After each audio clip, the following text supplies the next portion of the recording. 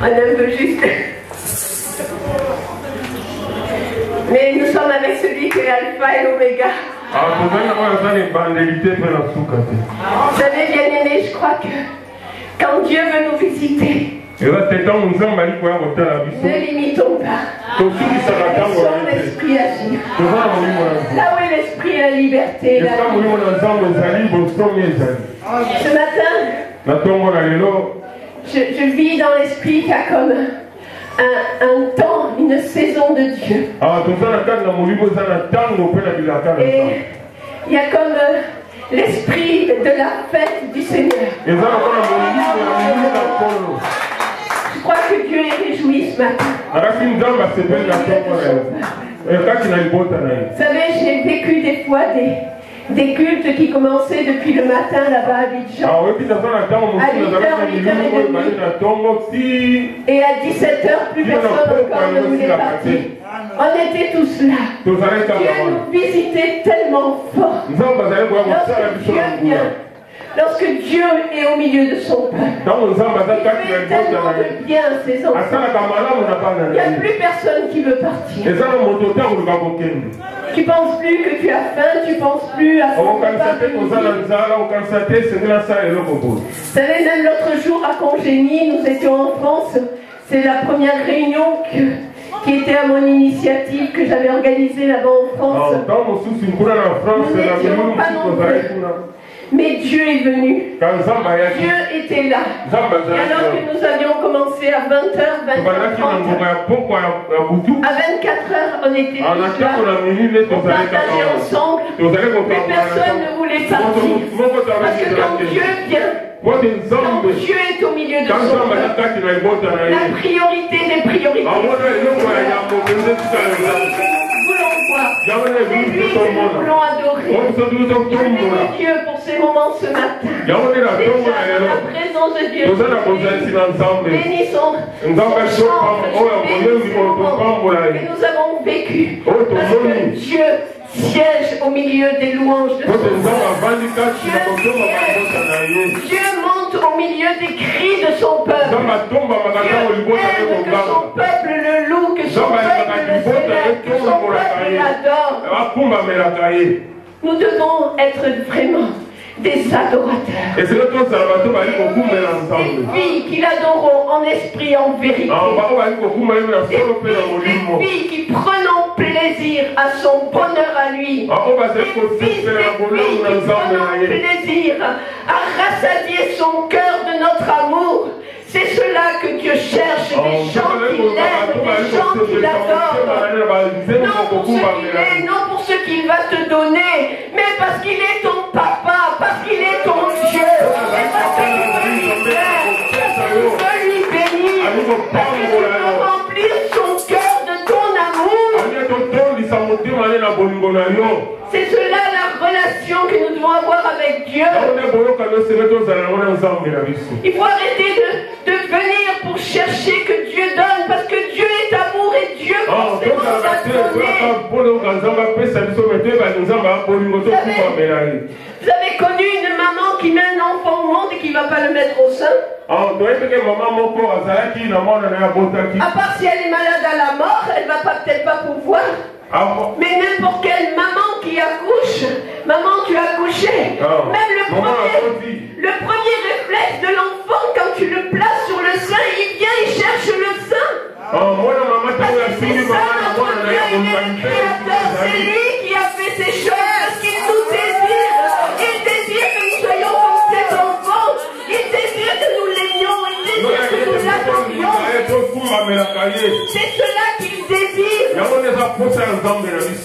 Voyez combien de fois Dieu est excellent. Moi quand j'ai eu mes enfants, j'étais trop pas d'aplomb, j'ai pas pu allaiter mes enfants.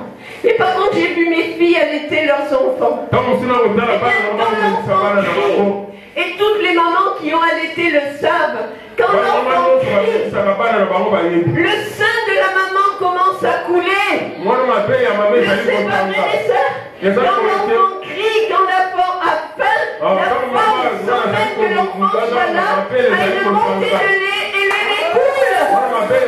Et bien aimé avec Dieu, c'est pareil. Dieu c'est pareil. Quand tu cries, il entend. Quand tu cries, il a déjà exaucé. Quand tu cries, il a déjà exaucé. Le lait du ciel coule. C'est un pays où coule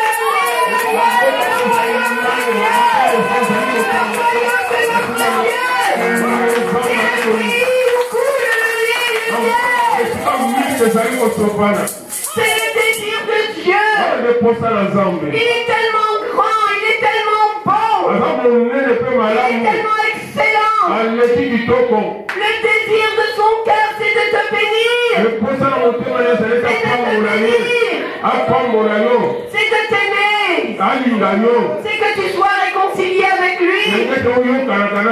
C'est que tu l'aimes pour qui il est. Pas pour ce qu'il va te donner. Parce que de toute manière, il va te bénir, il va te donner. C'est pas ça qui est important.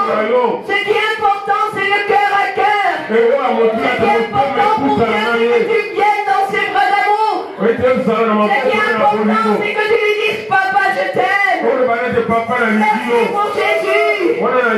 Merci pour la vie de ton Fils. Merci pour le sang de Jésus.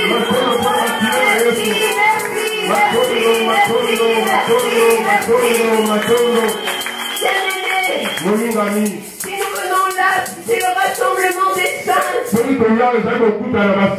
C'est pour lui rendre honneur. C'est pour l'adorer. C'est pour que la famille de Dieu soit réunie. Pour que la famille de Dieu célèbre son Père. Pour que la famille de Dieu célèbre Jésus. Pour que la famille de Dieu dépose sur la tête de Jésus une couronne de gloire, une couronne d'amour. Parce que nous sommes la couronne de Dieu. Nous sommes cette couronne éclatante qui est dans la main du Seigneur. Et si nous venons avec notre cœur, si nous venons avec nos vies, avec ce que nous sommes devant Dieu, que Dieu pose sur la tête de son Fils bien-aimé, à travers l'épouse. Nous sommes l'épouse de Jésus. Nous sommes appelés pour sa gloire. Nous sommes un peuple, un sacrificateur. Il a fait de nous des sacrificateurs pour que son Père en royaume. Et nous sommes ici-bas les représentants du royaume de Dieu. Parce que le royaume de Dieu est avancé. Parce que Dieu siège au milieu de son peuple, au milieu de ses louanges. Dieu est bon. Dieu n'est pas limité. Dieu est grand. Et il aime que nous exprimions avec nos vies, avec tout ce que nous sommes, l'adoration, l'amour pour Jésus. Il est dit de David, il dansait de tout son cœur, de toute sa force devant Dieu. Il dansait devant le Seigneur de toute sa force. Et même son épouse, sa femme, s'est moquée de lui. Il avait quitté la chemise. Il avait quitté la chemise. Mais il voulait danser pour son Dieu. Il voulait danser pour son Dieu. Il voulait danser devant Dieu. Peu lui importer ce que pensaient les chants. Peu lui importer ce que pensaient ses ministres même. Mais il voulait bénir son Dieu. Et nous sommes appelés à bénir le cœur de Dieu. Nous sommes appelés à le réjouir. Nous sommes appelés à faire sa joie. C'est là notre vocation. C'est là notre vocation. Et au plus tu vas faire la joie de Dieu, et au plus l'Esprit de Christ en toi va te bénir, va te communiquer la joie de Dieu. Il dit que la joie du Seigneur est notre pays le grand heureux. Amen. Amen. Amen. Je voudrais vraiment que vous compreniez ces réalités du royaume de Dieu.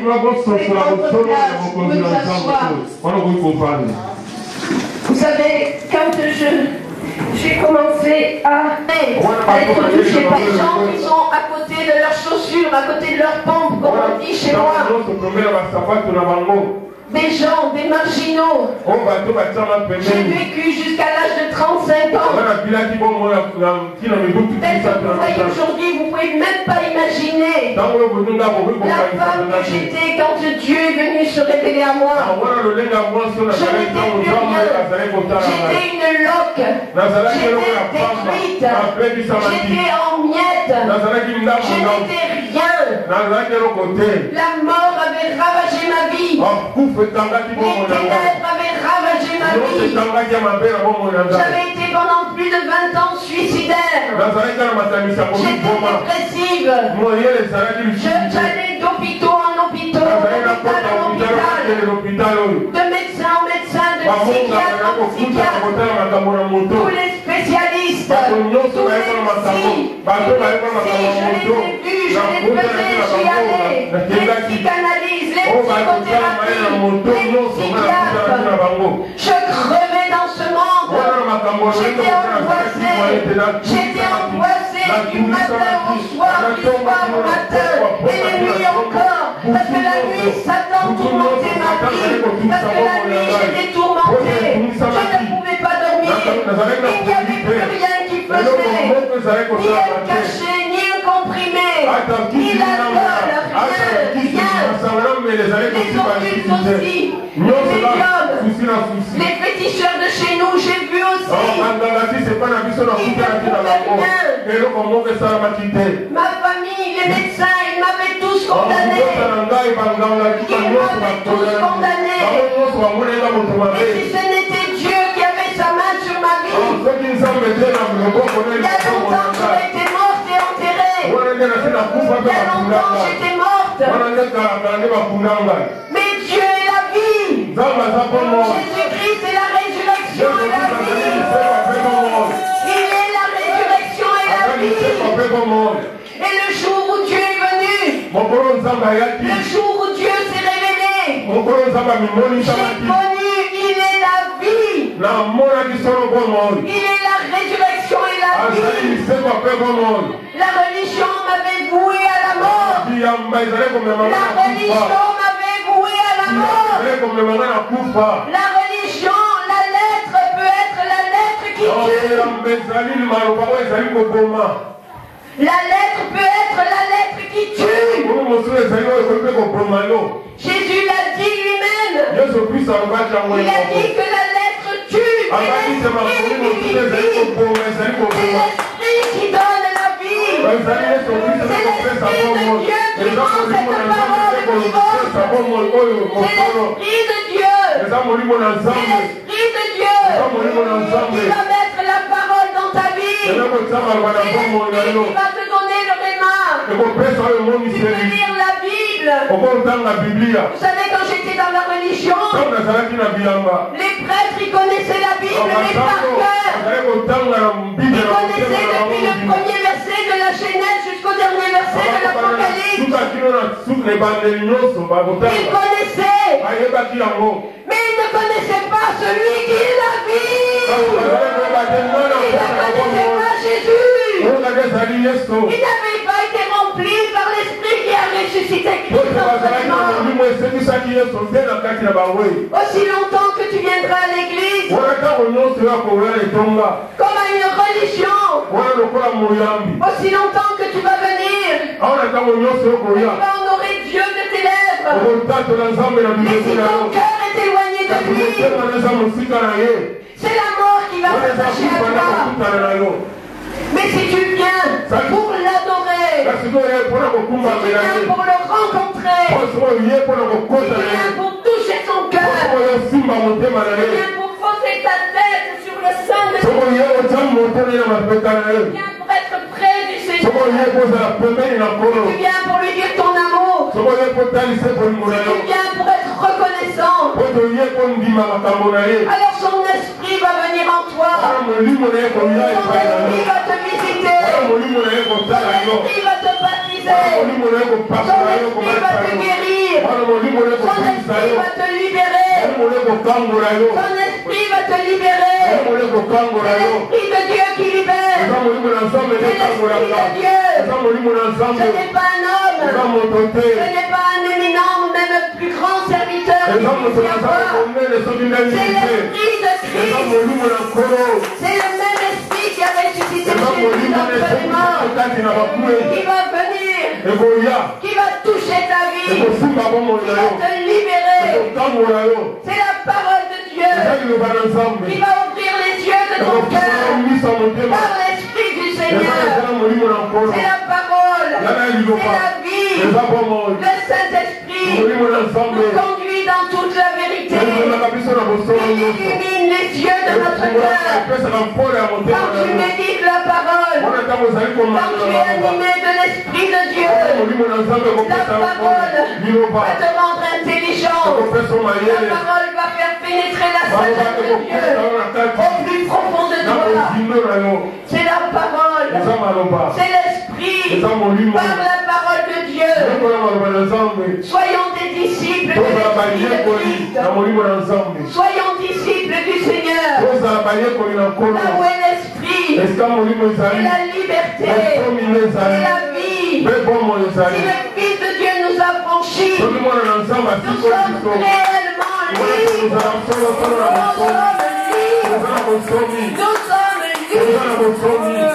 Nous sommes libres. Nous avons été esclaves du péché, de Satan, de toutes sortes de maux, de maladies, d'infirmités. Mais quand Dieu vient dans ta vie, son Esprit va te libérer. Oh, Dieu est grand. Dieu est bon. Il est digne d'être loué. Il est digne d'être adoré. Il est digne de lui seul d'être vénéré. Il est digne du Seigneur. Dans le ciel, tout s'écrit gloire. Les anges proclament continuellement la dignité, la sainteté,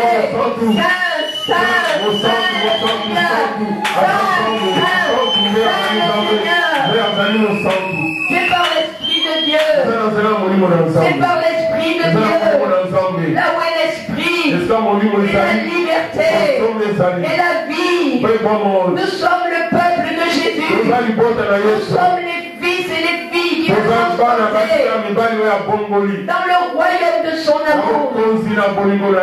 Notre vocation, c'est de l'adorer. Notre vocation, c'est de le vénérer. C'est d'être près de lui. C'est de chercher sa face. David disait que mon cœur dise continuellement de la part du Seigneur.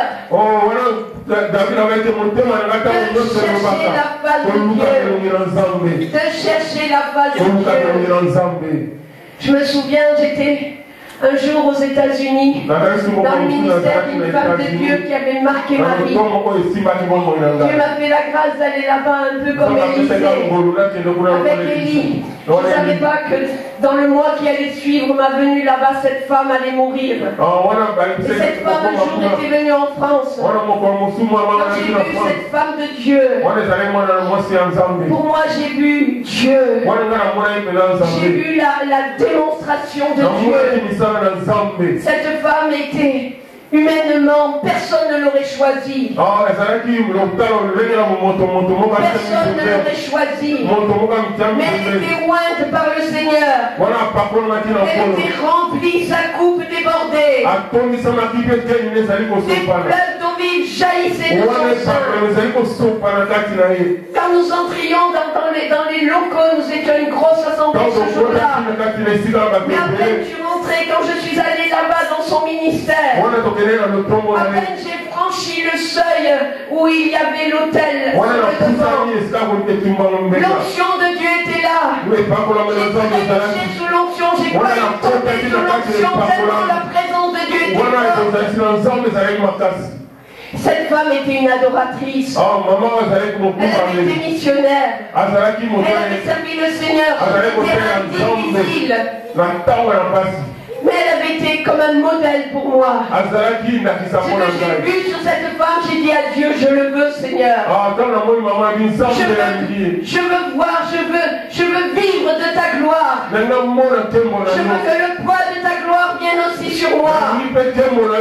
Seigneur, je veux que tu sois vu dans ma vie comme je t'ai vu dans la vie de cette femme. Élisée désirait ardemment recevoir ce qu'il avait vu sur Élie. Élisée désirait ce qui était sur Élie.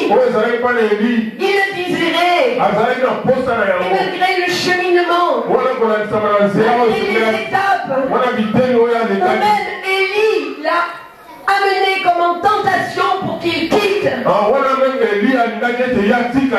Mais Élisée a dit non, je ne te quitterai pas. Je veux te toucher. Je veux toucher l'onction. Je veux recevoir ce que Dieu a mis sur toi. Je veux recevoir. Et c'était tellement grand ce que Dieu avait mis sur Élie. Alors Élie a dit à Élisée, mais tu me demandes quelque chose de difficile. Parce que ça vient de Dieu. Il n'y a que Dieu qui donne l'onction. Il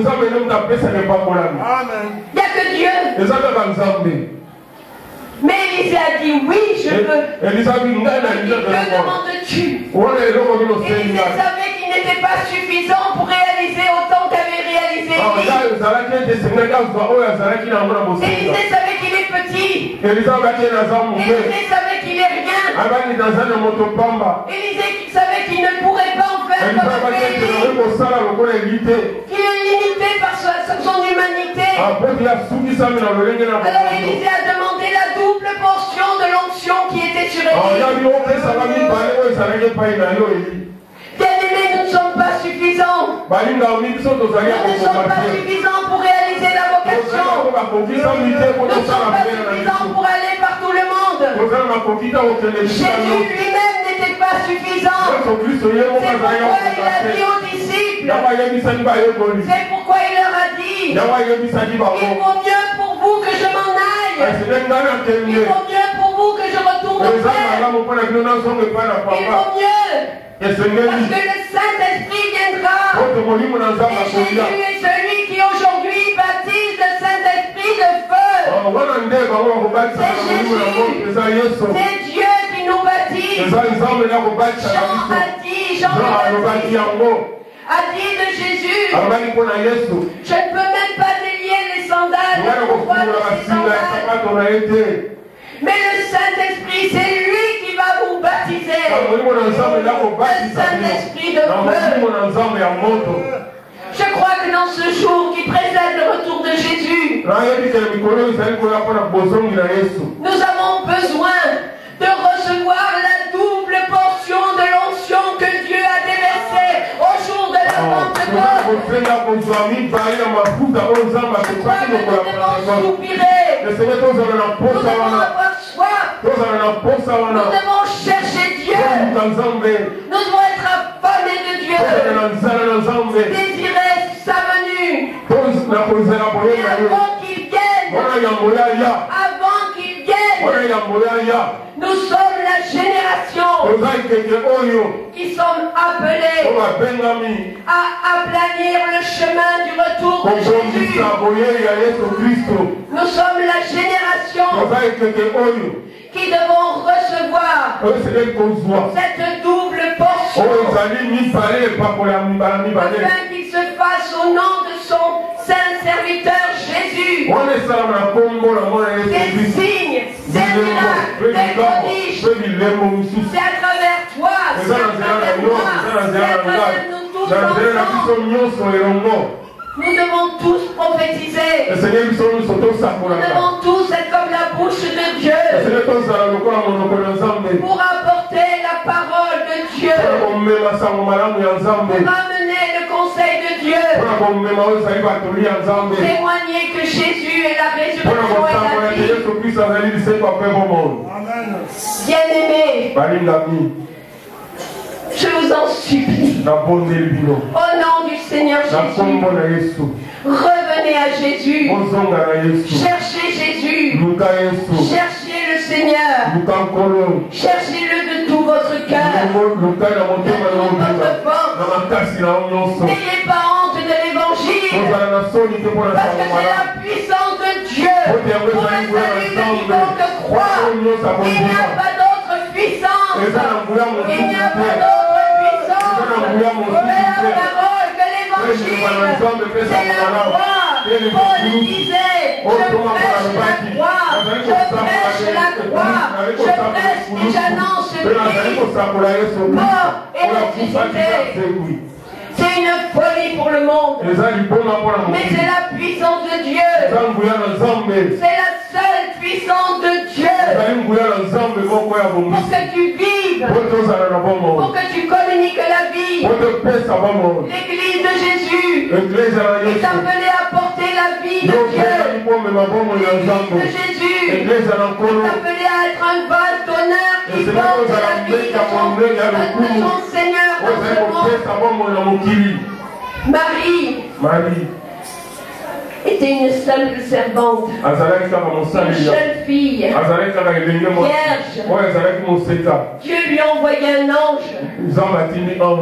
Non pas pour qu'on la mette sur des stèles, non pas pour qu'on l'adore, non pas pour qu'on en fasse une madone, non pas pour qu'on en fasse que les religions ont fait, mais il a envoyé son ange, il lui a apporté la parole, il lui a apporté la parole, il lui a envoyé un ange pour lui parler de la part de Dieu et pour lui dire, tu es vierge et tu vas enfanter un fils. Tu vas enfanter un fils. Peut-être tu te sens stérile. Peut-être tu te sens vierge. Peut-être tu dis je ne peux pas porter de fruits. Peut-être tu dis moi je ne peux pas. Peut-être tu crois que c'est pour les serviteurs.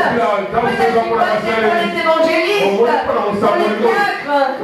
Peut-être tu crois que c'est pour les autres. Marie était une enfant. Marie était une jeune fille. Y a-t-il une jeune fille qui a 16 ou 17 ans ici? Y a-t-il une jeune fille qui a 16 ou 17 ans? S'il y a une jeune fille, lève la main. Lève la main. Qui a 16 ou 17 ans ici? 16 à 17 ans, et cette jeune fille qui avait été éduquée dans la parole, quand l'âge l'a visitée, elle a cru la parole. Elle a cru ce que Dieu lui a dit. Elle a dit, mais comment cela se fera-t-il? Je ne connais pas d'homme. Elle était vierge. Elle était innocente. Et elle savait qu'humainement, si elle n'a pas une relation avec un homme, elle ne peut pas porter l'enfant. Mais Dieu lui a dit, Dieu lui a dit, le Saint-Esprit, la troisième personne de la divinité, Dieu est Père, Dieu est Fils et Dieu est Esprit. Et il a dit le Saint-Esprit, je délègue le Saint-Esprit, le Saint-Esprit viendra sur toi. Le Saint-Esprit, l'ombre du Tout-Puissant va te couvrir. Si tu crois, tu verras la gloire de Dieu. Si tu crois la parole de Dieu, elle va porter la vie en toi. Elle va porter la vie de Dieu en toi. Marie a conçu dans sa chair, dans son sein, Jésus. Mais aujourd'hui, ton mari, toi et moi, il n'y a rien qui soit impossible à Dieu. Nous sommes appelés à porter la vie de Jésus en nous. Nous sommes appelés à porter Christ. Nous sommes appelés à aller à témoigner. Qui est Jésus? Ce qu'il a fait pour nous. Bien-aimé, si tu m'avais vu il y a 25 ans en arrière, mais tu n'aurais jamais cru qu'aujourd'hui je puisse être là. Je ne pouvais même plus me déplacer de chez moi jusqu'ailleurs. Je n'avais plus aucun sens d'orientation. J'étais largué, j'étais perdu. Mais Dieu est venu. Le Saint-Esprit m'a visité. Jésus m'a libéré. Jésus m'a guéri. Jésus m'a rendu libre. Jésus m'a Jésus l'a rendu libre. Plus jamais comme avant. Plus jamais. Parce qu'il change nos vies. Il change ta vie. De progrès en progrès. De victoire en victoire. De gloire en gloire. De gloire en gloire. La foi. Crois ce que dit Dieu. Ne crois pas ce que dit ta chair. Ne crois pas ce que tu dis dans tes pensées. Mais crois ce que te dit Dieu. Crois les promesses que Dieu a données à ta vie. Crois ce que Dieu t'a dit par sa parole. Crois.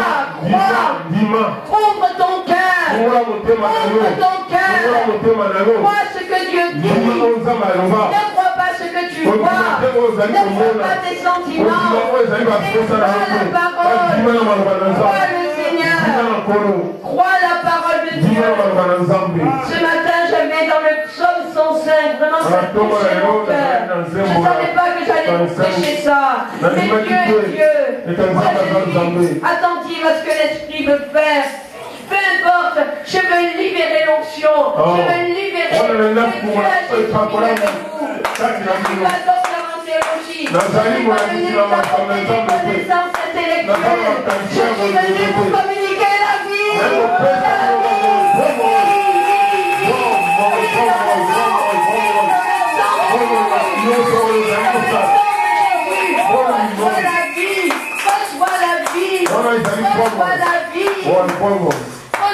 Dans le psaume 105, verset 17,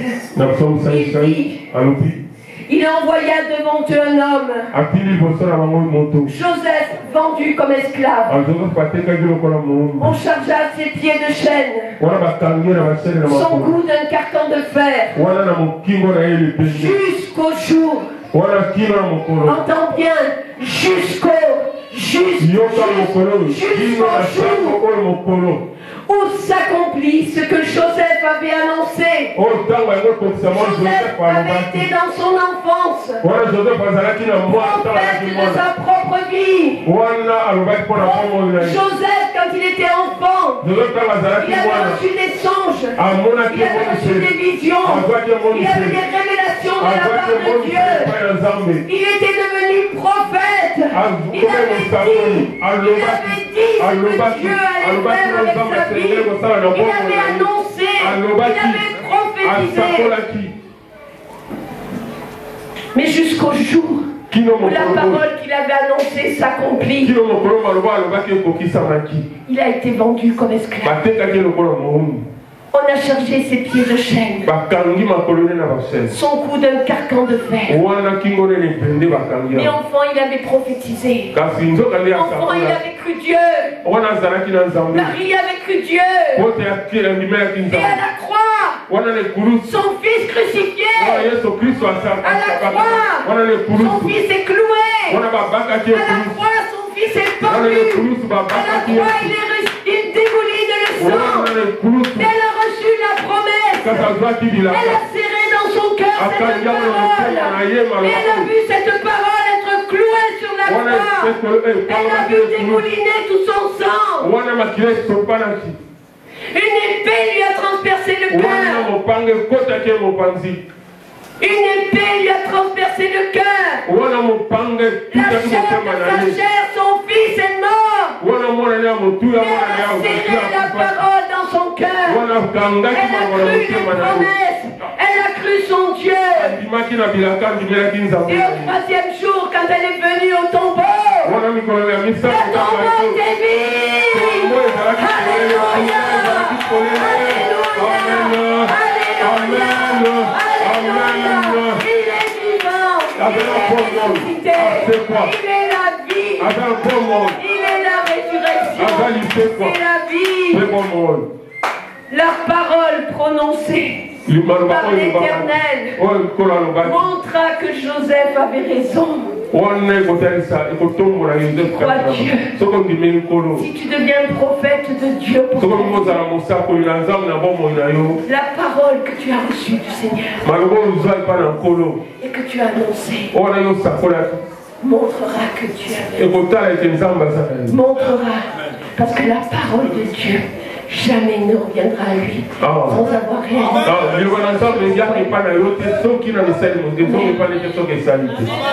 Amen. La parole prononcée par l'Éternel montrera qu'il avait raison. Le roi, c'est le roi. Rendez-vous compte, il est en prison. Il est esclave. Le matin, il se réveille, il est dans la prison. Il est enchaîné. Et le roi ordonne. Et aujourd'hui, il y a plus que le roi désire. Aujourd'hui, Jésus est là. Au nom de Jésus. Au nom de Jésus.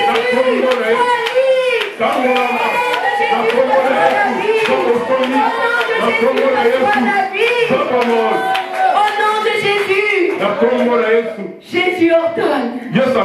Ton Dieu ordonne que tu sois libre, que tu sois puissant, que tu sois témoin. Amen. Le roi ordonna de le délier. Le dominateur du peuple. Satan lui-même peut venir t'enchaîner. Comme il m'avait enchaîné pendant 35 ans. Il peut venir en personne. Ce dominateur des ténèbres. Satan. Mais si le roi Jésus ordonne, Jésus a écrasé la tête du serpent. Il a dépouillé les autorités et les dominations. Il a dit au peuple, sans la croix. Et le roi ordonne. Jésus ordonne cela. La libération, l'élévation, la bénédiction. Il n'y a personne qui peut venir. Amen. Non seulement il a ordonné, il a établi chef de sa maison. Il a établi chef de sa maison. Il était en prison, il était dans les caveaux, il était dans les cavernes. Moi, toujours cette parole m'encourage. Cette parole m'encourage. Quelles que soient les difficultés, quelles que soient les tribulations que tu traverses.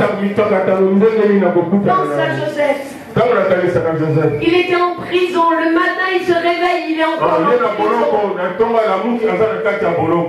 Toutes ces années de sa vie, vendu par ses frères, asservi par l'Égypte, accusé injustement, il est mis en prison. Mais au jour, la parole qu'il avait annoncée de la part de Dieu, cet homme esclave est prisonnier. Que Dieu a sauvé Israël. Et non seulement il a sauvé son peuple Israël, mais par la même occasion il a sauvé l'Égypte. Joseph annonçait que le salut allait s'étendre. Joseph annonçait de la part de Dieu qu'Israël serait sauvé, nourri, béni, que les nations aussi connaîtraient la manifestation de l'amour de Dieu. Amen. Et je crois que cette manifestation de l'amour de Dieu est pour nous aussi. Mais pour porter l'Église, l'Église ne c'est pas ses murs. L'Église sont les pierres vivantes, c'est toi, c'est moi, c'est nous. Les dons que Jésus choisit, c'est lui qui choisit les hommes, les femmes, c'est lui qui choisit Ce n'est pas un homme, c'est Jésus. Et les ministères sont là seulement pour l'édification, pour la croissance. Et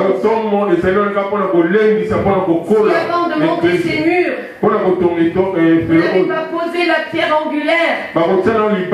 Quelqu'un qui est maçon, il sait. Le maçon, il sait que d'abord, quand tu vas construire un édifice, tu vas poser ce qu'on appelle la pierre angulaire. La pierre angulaire, c'est Jésus. Et à partir de cette pierre, tu mets maintenant la fondation. Le fondement de l'Église, les apôtres, les prophètes, les 5 ministères. Et alors sur ces fondements, que tu ne vois plus dans une construction, sur ces fondements repose le mur, tu as posé les pierres. Et c'est l'Église qui est vue. C'est l'Église, c'est elle qui est vraiment appelée. Tous ensemble. On a trop mis les hommes sur des piédestals.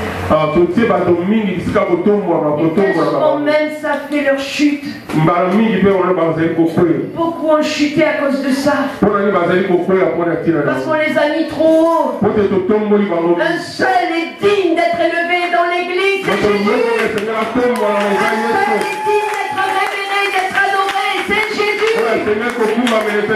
Un seul est la tête et l'épouse, c'est Jésus. Un seul est le chef de l'église, c'est Jésus. Un seul est le maître, c'est Jésus. Un seul est le Fils de Dieu, le héros, le saint des saints, le roi des rois, le Seigneur des seigneurs, c'est Jésus. Un seul est incomparable, c'est Jésus. Un seul est digne que nous l'aimions, c'est Jésus. C'est Jésus. C'est Jésus. Il n'y a que toi, Seigneur. Il n'y a que toi. Il n'y a que toi, Seigneur. Il n'y a que toi. Il n'y a que toi. Toi, Seigneur. Il n'y a que toi. Il n'y a que toi. Levons-nous tous ensemble.